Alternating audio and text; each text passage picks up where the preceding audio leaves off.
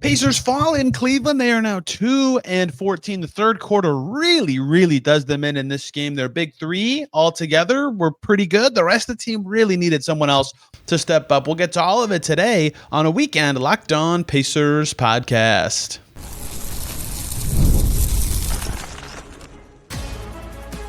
You are Locked On Pacers, your daily Indiana Pacers podcast, part of the Locked On Podcast Network, your team every day.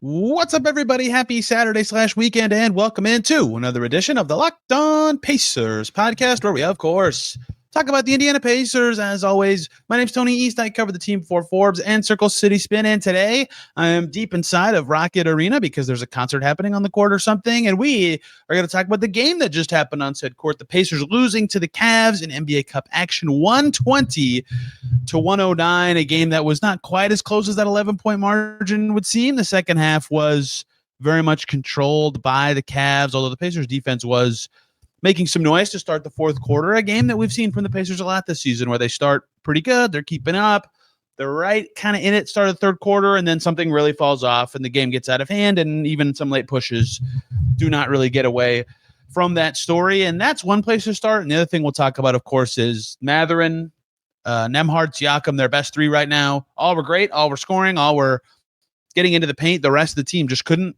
keep up with that and contribute in the ways that the Pacers needed them to in this game. We will start with the third quarter stuff, although it's not super insightful. The Pacers couldn't guard at all in that period. 26 points for the Pacers, their second lowest of this game in that frame. 38 for the Cleveland Cavaliers, who really started to escape, obviously, as the scoreboard would suggest, in that period.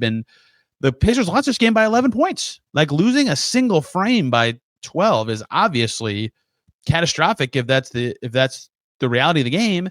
And to this point in the season, you check out the advanced stats, and this is entering the day. I'm going to click refresh after telling you guys this and see where it is now. The Pacers entered Friday with the third worst third quarter net rating in the NBA, minus 21.7 points per 100 possessions, bad on both ends, only ahead of the Pelicans and the Sixers somehow. The Sixers have an awful third quarter but insane fourth quarter net rating. That's entering the day after Pacers Cavs now settled, as my laptop's about to fall over and make a bunch of noise. The Pacers minus 23.2 net rating in fourth quarters now. So they lost 2 points per 100 possessions just from that period.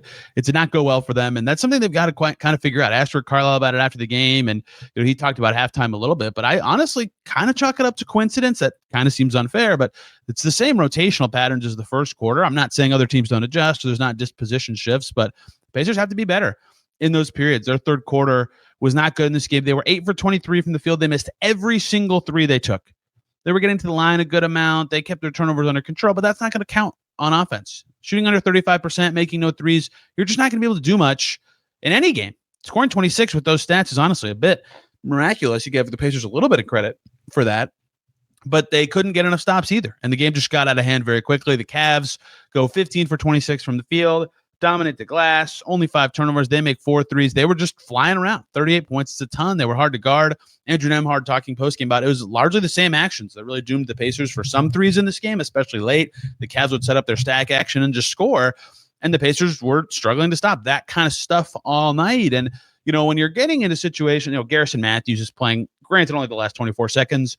Jeremiah Robinson-Earl signed to his standard deal. Like, a lot of these lineups are players who haven't been on the team very long or weren't there for camp, or in some cases have been on the team for days, right? You expect lulls from a team like that, but it's been happening all season regardless of who's on the team, and I understand everybody does, how much injuries have played a factor in all this, but this third quarter trend has just been a huge problem for the Pacers this season, and it was again tonight, really on both ends. 26 is fine enough, but in the modern NBA, 30 is more of a realistic benchmark. They didn't hit that, and they allowed way more than that. They've got to figure out what's going on in that quarter. It sort of seems to me, if you just made me have a running theory, that they're close enough in the third that they have spirit, they have fight. In this case, for example, they were down, I think 7. I think it was 63-70 or something like that, with about 8 minutes to go in the third quarter, and then you snap your fingers and the Cavs are up 20. Like, that's very demoralizing. But also, it's like when you're down 7 and then all of a sudden it gets to 13, that's when your mental starts to kind of fade. You're thinking, oh man,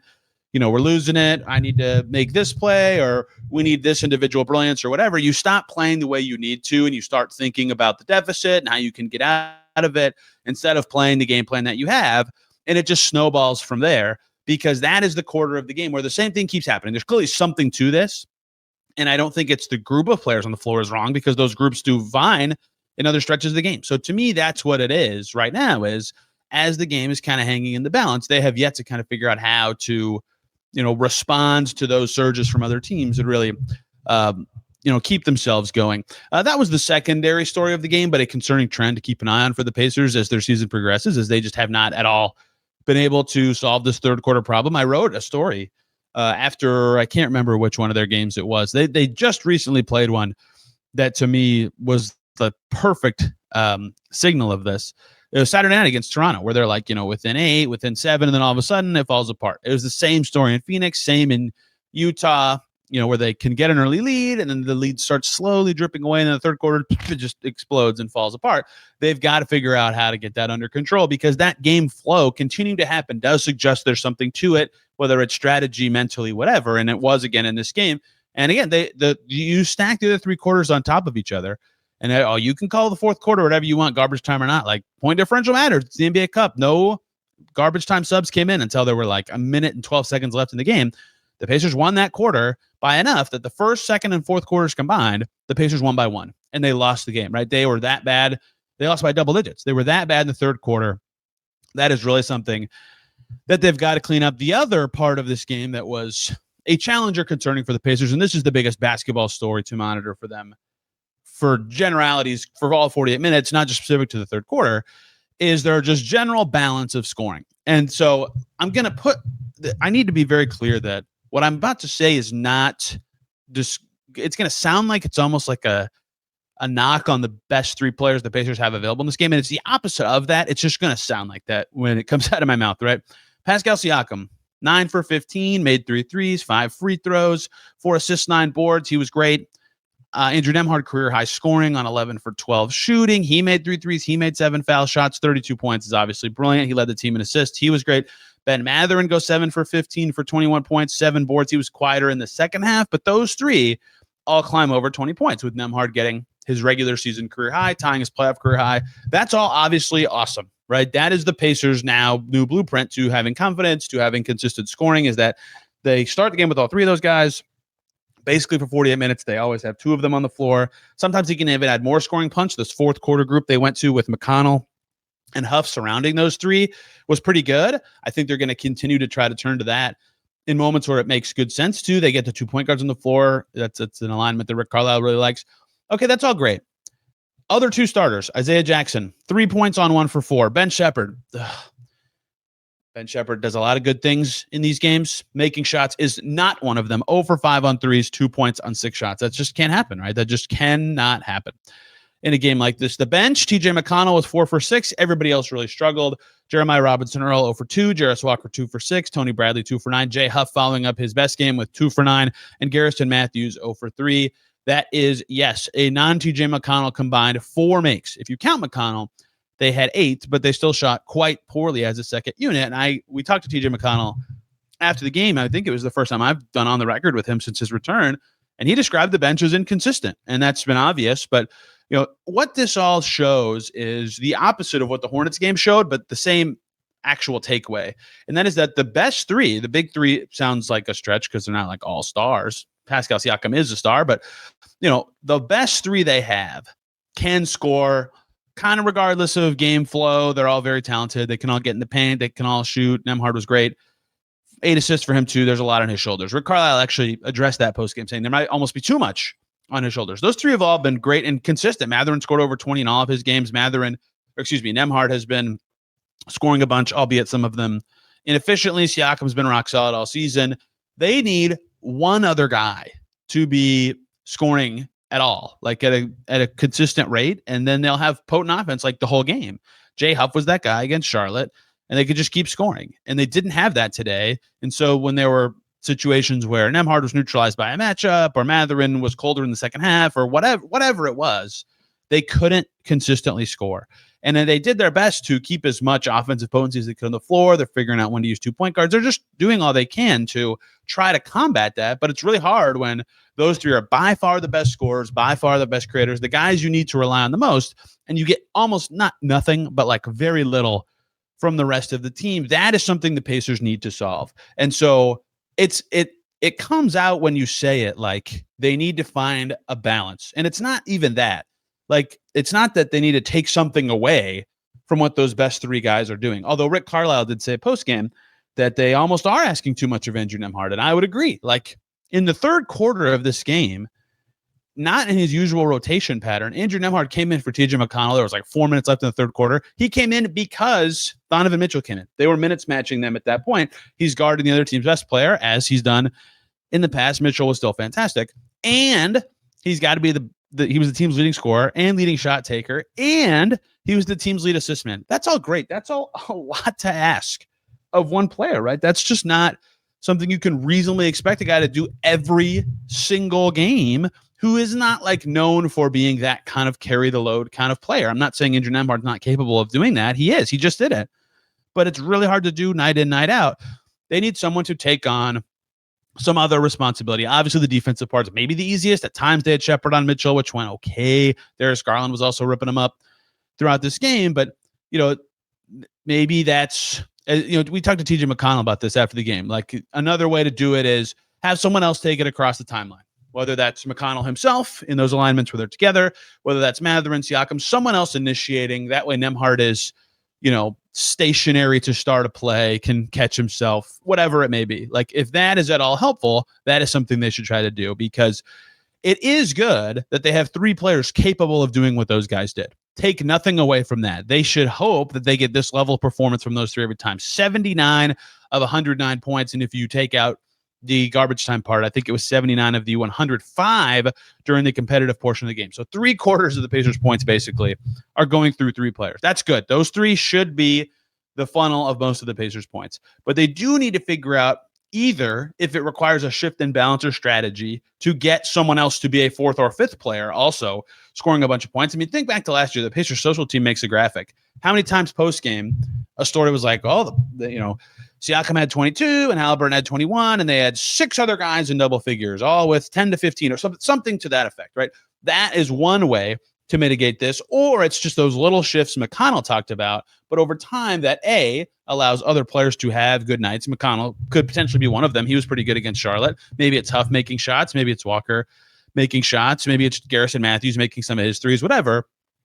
And then that also chips kind of away at their usage. And you can say that their defense was the problem, but if you make 2 more shots, 3 more shots, and score 115 or 117 or whatever it may be, then you're setting your defense on those plays. And that does take away some from the Cavs. So I do think there's a balance to strike for the Pacers and figure out what to do. And that does not need to be subtractive from the rest of the group. That needs to be the right balance for them, because yes, their best three were great in this game, but no, as a full unit, it was not successful.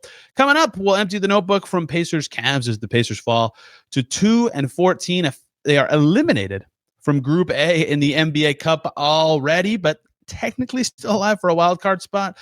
We'll get to all that coming up right here on Locked On Pacers.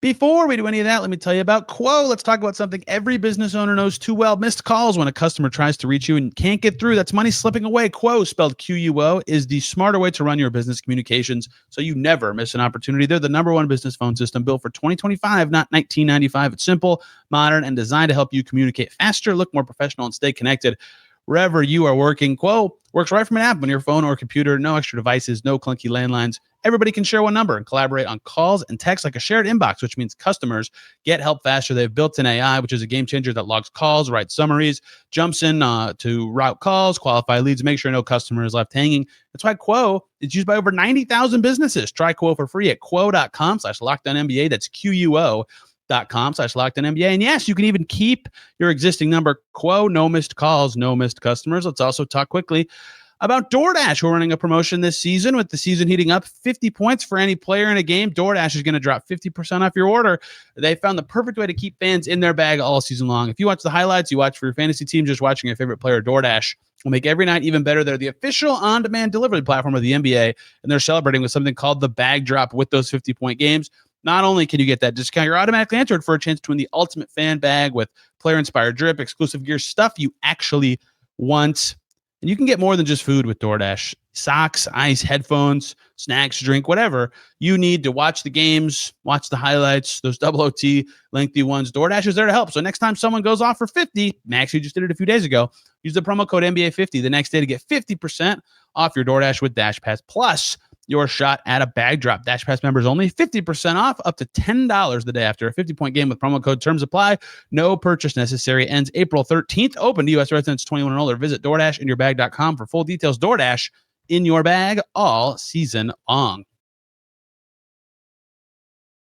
And we are back here on Locked On Pacers. Thanks for making us your first listen today and every single day. Locked On Cavs should, of course, be your second listen. Saw Danny Cunningham. He's here tonight recording somewhere else.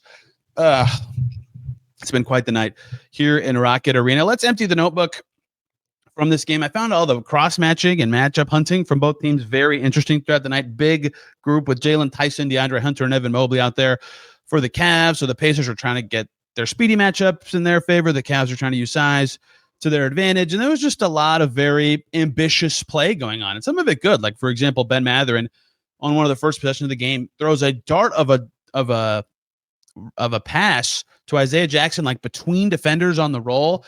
It was like a very challenging pass, almost too ambitious, but not. Like, that's the exact stuff Ben Mathurin should be trying to do. I absolutely loved that he did that. Ben Mathurin was going right at Garland early. Like, that was a matchup the Pacers wanted to pick on for size reasons, and and Garland returning from injury reasons. Evan Mobley was like, okay, Isaiah Jackson's on me. I'm just going to put him under the basket and score whenever I want. The Pacers immediately put in Tony Bradley. Like, there was a lot of that who's on who, how does it impact rotations and game flow stuff going on in this game? And that really kind of stuck throughout the night in a way that I thought was really telling, and why it was not very, typical in the way that a rotation was built. I already mentioned Nembhard coming in just to guard Donovan Mitchell. Garrison Matthews was coming in for specific offensive possessions. The Pacers were putting in Jay Huff, obviously, to do his zone stuff and shoot threes, but also against specific front court combinations for the Cavs. It was all very fascinating to see all that. But there were also a lot of things that, for the Pacers, in my notes, that they'd be frustrated by. For example, Ben Mathurin fouling Donovan Mitchell on a three. He immediately comes out for Ben Shepherd. Just fouls that they hate. And there were a bunch of those fouls that the Pacers hate. Isaiah Jackson had a play that Isaiah Jackson did not play well in this game, where he got the ball kind of in the paint and he tried to, it was kind of late clock, but still he tried to ISO against Evan Mobley. That's just not something that any player, like legitimately any Pacers player, should do.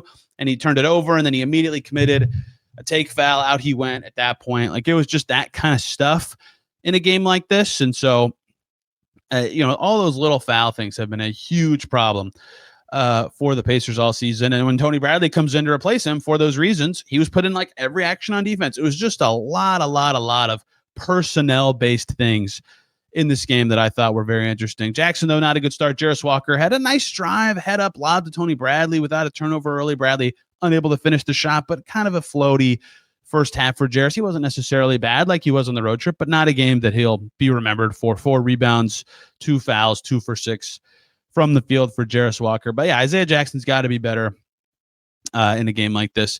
Ben Shepherd had another TJ McConnell steal, consecutive games for him in doing so. That's something that the Pacers will, of course, be happy to see from him. And it's just like, I keep seeing replies from people on social media. I'm not saying you're wrong about Ben Shepherd just missing every single open shot that he is taking. And that's undeniably true, right? I did my stance defending Ben Shepherd and why I think he's a good player before the season in my fictional house on a fictional island called Dead Shepherd Island. And his shooting is causing issues for us on the island. We are running out of supplies. We are waiting for a plane to fly over and drop us more or something, but he's doing a lot of other things well, which is why he keeps playing, right?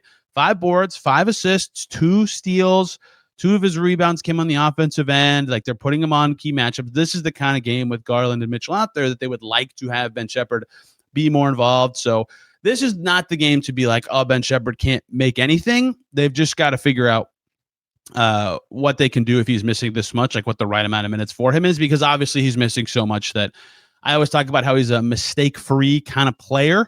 If you're missing that much, those count as mistakes. Andrew Nembhard was fantastic early, 10 of the Pacers' first 15 points. The Cavs were trying to shrink the court. He was just attacking the gaps on the weak side, playing pretty good defense. He had a really, really nice start to this game. A couple other things that stood out that made the notebook. Jay Huff, he's still in the back of this zone. It's honestly helping him cover more ground by covering less space, if that makes sense. He's turning more shots. He's more involved being around. So, yes, technically his space of influence, the amount of ground he has to cover is smaller, but how it actually impacts the space he can cover is much better, right? That's been really big for him, and I think the way he's been playing, 44 of the Pacers' 55 points in the first half came from their big three. So that's just something that they're going to have to figure out, especially as the third quarter starts and they just can't get enough stops. And then, you see the shots that they're taking when it's not, one of the big three. It's a Ben Shepherd contested corner three or Isaiah Jackson driving for a contested layup. Like, that's not what you want if you're the Pacers. They've got to get someone else going, but not necessarily like that. So even as Isaiah Jackson, I thought on defense had a better third quarter, they need a lot more to get going. They put Isaiah Jackson on DeAndre Hunter instead of Evan Mobley, and that kind of paid off for them defensively, but a forgettable game certainly for him. And, the other thing that happened in the second half of this game, the Cavs set up their zone offense much better. So when the Pacers kept going to J Huff at the back, they would just call Jalen Tyson up to the middle, and they would immediately throw to the middle and spray out for corner threes. They were getting open threes all night in this game. And so once Nembhard, was minutes matching and they were really relying on him, that's when you could tell they were missing Aaron Nesmith, someone else to guard, one of Garland or Mitchell. They just didn't quite have the matchups for that. So, a lot kind of faded and shifted in the second half of this game. The Pacers did do some stuff well, but they were just too reliant on a couple guys. Their third quarter was dreadful again, and they'll try to pick up the pieces with what they have on Monday. They actually have 2 days off, maybe a practice day